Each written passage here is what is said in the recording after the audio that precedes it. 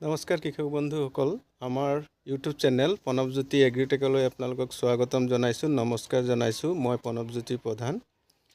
আজি আপোনালোকক জনাম বগৰী কৃষিৰ বিষয়ে। এইটো আছে অসমতে গোলাঘাট ডিষ্ট্ৰিক্টৰ বৰপথাৰ অঞ্চলত, আৰু এজন কৃষকে বগৰী কৃষি কৰি আজি 2 বছৰৰ পৰা টকা উপাৰ্জন কৰি আছে, আৰু তেখেতৰ সকলো বগৰী কৃষিৰ বিষয়ে আপোনালোকক জনাই যাম। আৰু এই বগৰী কোন ভেৰাইটিছৰ কৰিলে আপোনালোকে অধিক ফল পাব পাৰি সেইটো আপোনালোকক জনাম। ভিডিঅ'টো শেষলৈকে চাব।